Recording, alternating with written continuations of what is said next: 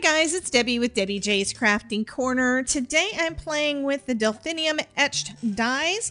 This is part of the new Susan Tierney collection at Spellbinders in Through the Garden Gate, I believe it is. I'll make sure to list everything down below, as well as some affiliate links so you can pick these up if it's something you're interested in. It's been a little while since I've actually made any of her dimensional flowers, so I did get a few of these different die sets, so you will be seeing some more videos with these kind of things coming up soon. And you've probably seen how I usually create everything. What I do, this is my trick, I go and I watch her video first, and then I replicate it. She makes it so really easy, goes through all the detail of how to use each of the individual dies, and I love watching her videos to learn how to do this, because I have never, until about a year and a half ago, I had never made dimensional flowers. So this has worked out really, really nicely for me, and it may work out nicely for you. However, I am making one of these cards myself too. I've already got a bunch of the bits cut out and colored and put together, because this specific one is going to take a lot of flowers. Take a look at this picture over here to see how the die is. I'll also share a picture of a real one in life that I'm just going to just take an image off of Google to let you guys see. So how it works with each of her dies is she has etched on here how many she recommends that you cut out of it. Okay, that was upside down. So this, it says 2x, so 2 of these, 6 of this one, and then 6 of this one. So this is going to make all of our little blossoms. This piece here is actually, these should be green and these should be white. So you can do some partial die cutting and cut them out of some pattern paper, or you can just cut everything out of white like I'm going to be doing. I've already done pretty much all of them. I've already cut out all these and these, colored them up. I'll take those out of the way. Most of the ones for this I've already done, but I do need one more set of each of these. I'll go ahead and die cut those out. And it's going to be some really easy coloring for this. Let me go ahead and get these first for you, and then I'll show you how I'm coloring these guys up.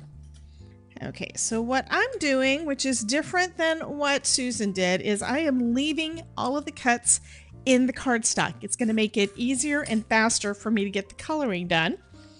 I am using markers for this, and I've got a few of those out. So I've got one that is like a purpley color, HB3. These are all Spectrum Noir, by the way. These two are a green, and I think I decided I was just going to go with the YG3. That's the darker one. And then my True Black.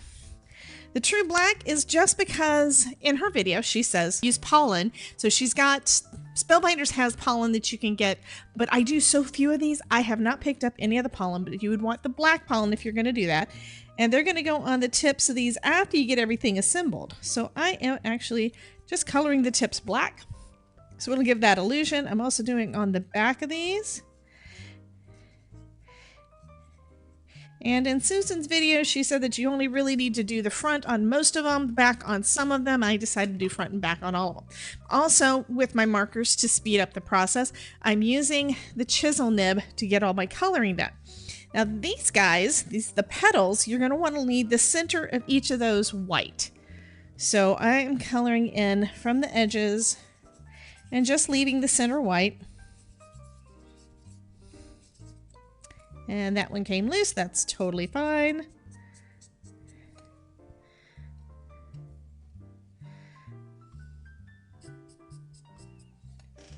And I am, like I mentioned, doing front and back.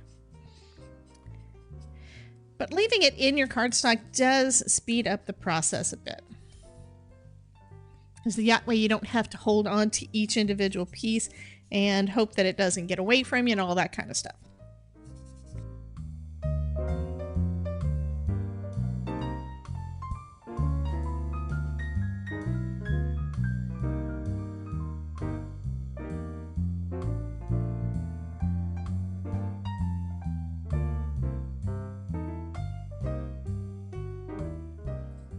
Okay, now these I don't remember names of parts of flowers. I'm sorry about that. But these are basically the little leafy piece that goes around some of your blossoms.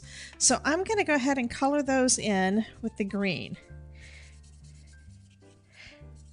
And I've got enough of these. I could use one for each of my flowers. Each of these sets makes 4 blossoms. So I could use one for each, but I don't actually have to. So use as many or as few as you want. Okay, now the other thing that I mentioned that I had already done was these. Now this one, the leaves, I just colored one side of them. That is it. And I will show you how, well, actually I just drew a score line through the center of each of those leaves, and it gives it a little bit of a curve. And I just noticed I've got a little bit of white showing on one of these. Let me take care of that. And then this, it's actually 2 pieces so that you can connect it and make a really tall stalk of flowers. Now I have not decided. I don't think I'm going to use this piece because I make A2 size cards. So if I can manage it, I'm going to do the same thing on this one. But the reason that you need 2 of those is to make them a little bit sturdier. We're going to basically put them front to back. It also means, yes, I did it on one, that you're going to want to have the top ones colored in too. And when you glue it together, just glue the stem. And the reason for that is we're going to be attaching some little blooms up at the top too. And you don't want them to, you don't want him to have any problem with that. So anyway, I've got those and I'll set those to the side for now. But let's go ahead and make the little blossoms. That's the part that we're going to be doing the most of. And this is one of those things that as you do it, you're going to get better at it. I finally learned that they don't have to be perfect. Because number one, nothing in nature is actually perfect. And secondly, even if they're not as good as what you think they should be, they're still going to be fine.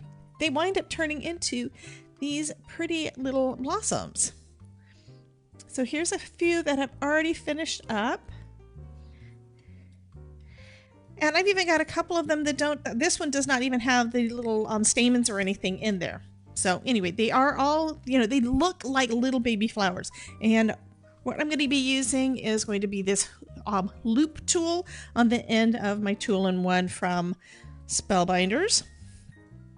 By the way, all of the tools, these tools that I've got here, are all part of the Susan Tierney collection for her tools that I got probably about a year ago, when I was starting to get into these things and wanted to make sure I had everything that I needed. Comes with a couple of tweezers, comes with all of these little tools, and a little baggie with all the other sizes and ball styluses and all of that kind of stuff. So you basically only need the one, unless of course you don't want to switch out your nibs. Sometimes you'll need to switch those out to do a different size or something. Like for these, we need this little ball stylus, because what we're going to do, we get to it. Once I rough up all of those bits there, we're going to make it cup. We're going to cup it. And of course, the more that you put, the more you work these, the better they're going to curl up. I do have some that don't curl up nearly as much. And again, it's like the way it is in nature.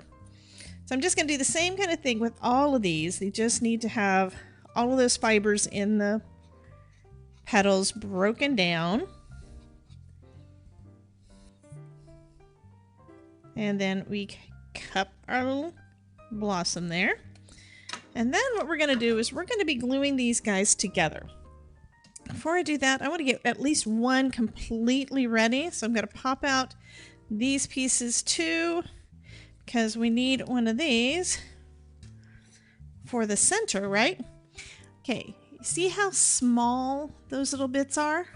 We're going to use some scissors and cut them in half so that it's a little bit fuller. You have more of the stamens. And you just cut right down the center of each of those little bits. And I have accidentally cut one off. So it's totally fine. Like I said, there's nothing perfect in nature, and no one is going to notice if part of it is missing. One thing that I did find, after I'm dropping them all over the place, one thing that I did find is that one way to get them separated, I find that it's easier to do it before I put them all together because, yeah. But even that doesn't really matter all that much. Now I'm going to take my tweezers that comes in that Susan Tierney tool set, and I'm going to add some glue right behind the back. Not a lot, just a little bit. Then I'm going to curl this up. I'm going to roll it up on itself. And this is another thing that takes a little bit of practice if you've never done it before. You want to, at the time that you get done, to make sure you loosen your tweezers a little bit. Leave a little bit of space there. And then once it holds, then you should be able to pinch and pull your tweezers out. And then you've got your little bit that's going to go in the center of your flowers. Okay, so where we need our glue on it this time, so we've got our 3 petal piece. I'm just going to add a little glue to the back. Now, if you have a glue pot off to the side, that's going to probably make it easier for you. I'm having trouble because I don't do this often. I'm not real familiar with the process. I have trouble lining everything up the way I need it, so I wind up having to open up my flowers to try to get everything positioned right. And what I noticed is on the main one, we've got one that goes up and these 2 basically go down. On our other piece, those 2 go up. So if I line them up about like this, with the ones going up, actually going up towards the top, it winds up forming that little flower a little bit better. And then I am going to have to recup it.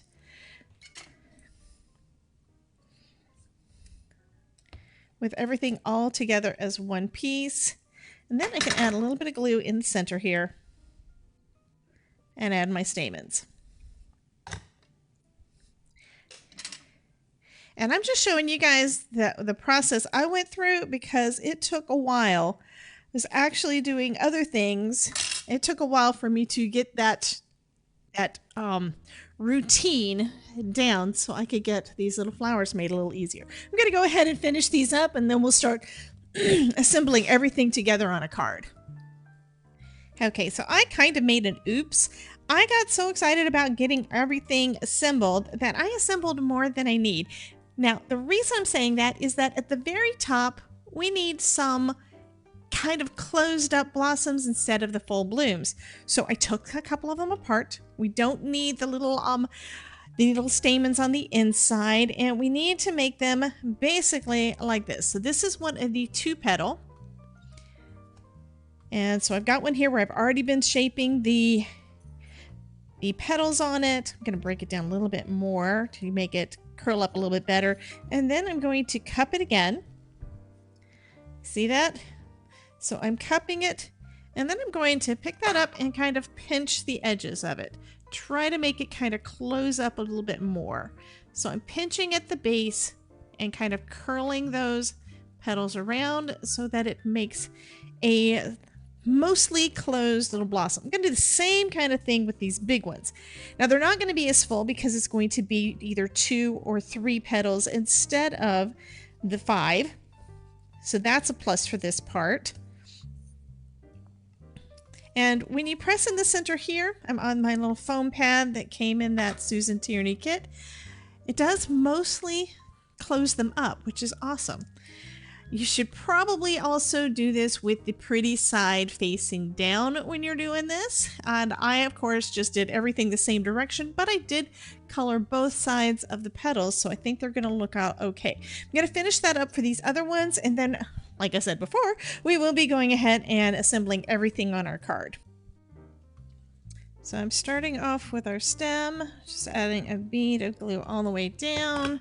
And like I said, I am making an A2 size card. This is basically made for something larger, okay? But I'm putting the stem together, just the top half. I'm not going to use the extension. And looks like I had it upside down. Because they're not, the two sides are not mirrored, okay? But I am just adding the glue right down the center. And using my fingers to line everything up. And these pieces are still going to be able to open up. And that's going to make it so that we can do all of our little blossoms that we were just finishing up, right? So they're going to be able to go in there. So I do need that to dry a little bit. I'm going to go ahead and put it down on my card though, and then we can start putting a lot of the rest of this together. And you could use the little blossoms individually, or you could do like what I'm doing and assembling the whole thing. And I like doing this because I'm not familiar with this specific type of flower. I haven't made this kind of flower card before, and I want to at least try it out once. You know what I mean? There's so many different ways that you can use these. You can use them like you do with your regular die cuts, or you can create those lovely dimensional florals. And I'm using one of the embossing folder of the month. This is one of the panels that I did in that video last month. I'll leave a link to that here in case you missed it. But yeah, I love how these guys turned out. So this is using some lunar paste from Simon Hurley. Okay, so that part is done. Then we've got these little guys here that basically just need a little bit of love and to be curled up. And these, of course, are the bits that would be holding some of our flowers. So you don't have to use them. You don't have to use all of them. You can use some. I'm just going to put a few of them on here and try that out because, like I said, I want to try all the things. You can't learn if you don't try it, and you can't decide what kind of technique you want to do more until you give it a shot, right? And since I don't really know where I want everything, I'm just putting some glue down on my desk. It'll clean right up, and just dipping the end into the back, and then I can add that to my card to hold a few of those little blossoms, or those little, whatever they're called. I don't know what they're called, but they can hold those. And let's go ahead and add one of my flowers on there too, doing the same thing, just dipping the end in some glue, and I'll put it right in the center of that, and then we'll let it sit and let it dry. And while that's getting going, I'm going to curl up some of the edges of the leaves just so I can get it to fit on the card better. I've got 4 of them. Haven't decided if I'm going to use all 4 or just 2. Or you could just go with 1, but I think we need a little bit more than that, don't you?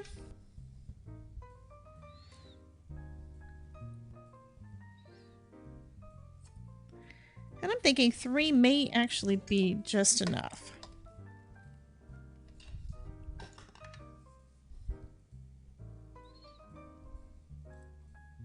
There we go. So I'm going to let those dry a little bit, and then I'll add some more blooms. Okay, you guys know I am always a little impatient, so I'm letting most of these dry before I put in the last one that's going to go up here at the top.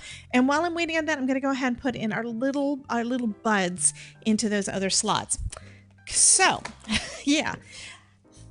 And this is not using nearly all of the ones that were in the set. You do want to try to keep it in kind of a triangle kind of shape, you know, a cone, if you will. And I'm going to go ahead at this point and think we need the smaller ones up at the top. So that's what I'm going to start off with. So the inner stem is already glued together and good to go. So I have lifted up the sides to make it easier for me to work with. Just going to add a little bit of glue in there.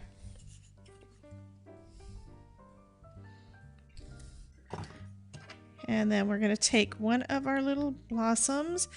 This one, it looks like the color isn't quite as dark on one side, so I'm going to have that actually underneath, I think. Come on. I keep on dropping it. I'm not used to using regular tweezers. Let me switch out. I need my reverse tweezers because those, I know I'm going to hold it just where I want it. And I'm going to tuck that inside and just hold it in place, and then I have to let it dry. So yeah, actually I've got it glued on one side. I think I want a little bit of glue on the other, have it held between 2 pieces that have glue on them. There we go. So now we've got a little bitty bud. Oh, that looks nice up at the top. I'm going to do the same thing with the others.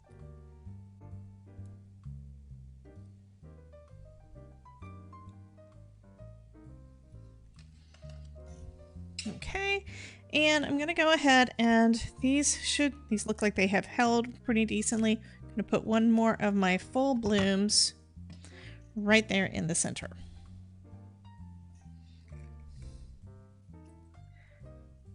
Okay, so I'm finishing this up by adding a sentiment. This is from the Lily Arch Clear Stampin' Die of the month. Just thanks for your friendship. Just adding that up to the top.